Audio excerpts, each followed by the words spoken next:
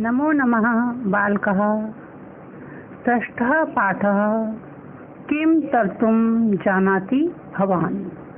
यह कथा मंदाकिनी से आपकी पाठ्यपुस्तक संस्कृत पीयूषम में संकलित है। किं तर्तुं जानाति भवान्, क्या आप तैरना जानते हो। पहले मैं आदर्श वाचन करूंगी, उसके साथ ही आपको हिंदी अनुवाद बताऊंगी। आप सभी छात्र ध्यान से संस्कृत का शुद्ध उच्चारण करने के साथ साथ हिंदी अनुवाद भी देखेंगे। आइए प्रथम पंक्ति प्रारंभ करते हैं। विश्वविद्यालयस्य कश्चित् प्राध्यापकः विहर्तुं नावम् आरूढ़ः। विश्वविद्यालय के कोई प्राध्यापक विहार करने के लिए नाव पर चढ़े। नावा जल विहारं कर्तुं तस्य प्रथमोऽयम् अवसरः आसीत्।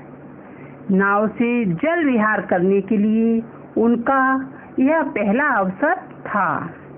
बाल सूर्यस्य किरणानां जल क्रीडां बीजीनां नर्तनम् अम्बसाम् अपार राशिम् अरित्र माध्यमेन नौकायाः अग्रेसारणम् इत्यादि दृश्यं दृष्ट्वा सह नाविकम् एवं अपृच्छत्।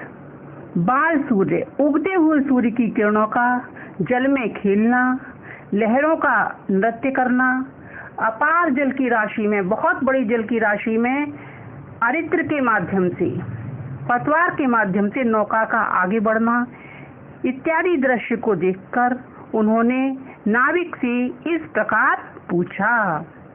प्राध्यापकः: वो नाविक, किं भवता कदापि गणितं पठितं। हे नाविक, क्या आपने कभी गणित पढ़ा है। नाविकः: न पठितं। नाविक: नहीं पढ़ा। प्राध्यापकः: किं गणितं पठितुं विद्यालयं न गतवान्। क्या गणित पढ़ने के लिए विद्यालय नहीं गए। नूनं भवतः जीवनस्य चतुर्थांशः व्यर्थतां गतः। निश्चय ही आपने जीवन का चौथा भाग व्यर्थ बिता दिया। भवता रसायन शास्त्रम भौतिक शास्त्रम वा पठित स्यात्। आपने रसायन शास्त्र या भौतिक शास्त्र पढ़ा ही होगा।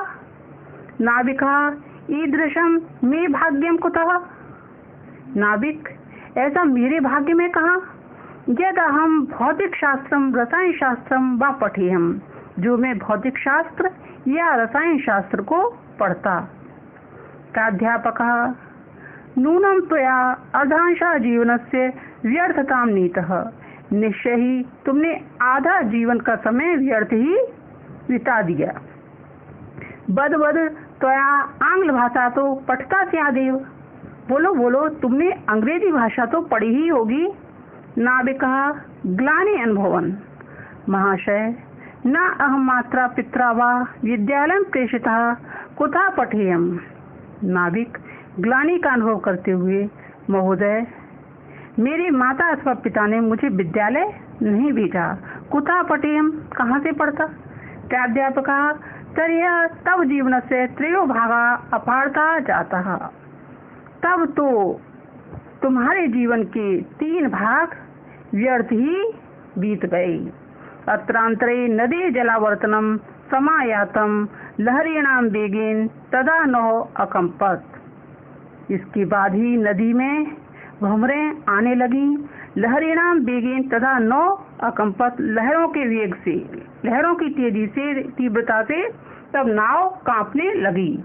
पश्यतो एव तयो नौका जलेन पूरिता जाता। और देखते ही देखते तब नाव जो है जल से पूरी भर गई। नाविकः प्राध्यापकं संभ्रमेण अपृच्छत्। नाविक ने प्राध्यापक को घबराते हुए पूछा, महाशय, किं भवान तर्तुं जानाति। महोदय, क्या आप तैरना जानते हो। प्राध्यापकः नौकां जल पूरितां दृष्ट्वा भीतो वदत्। प्राध्यापक नौका को जल से पूरी भरा हुआ देखकर भयभीत होकर बोले, अहम तरतुम न जानामि, मैं तैरना नहीं जानता हूँ। नाविकः अवोचत्, नाविक बोला, यदि तरतुम न जानाति तदा भवतः सर्वं जीवनं वृथा जातम्। यदि आप तैरना नहीं जानते हो, यदि तरतुम न जानाति, यदि तैरना नहीं जानते हो, तब आपका सारा जीवन बेकार गया। अहम तो बाहुभ्याम नदम तीर्थवा पारम प्रयामी, मैं तो भुजाओं से नदी को तैर कर पार जाता हूँ।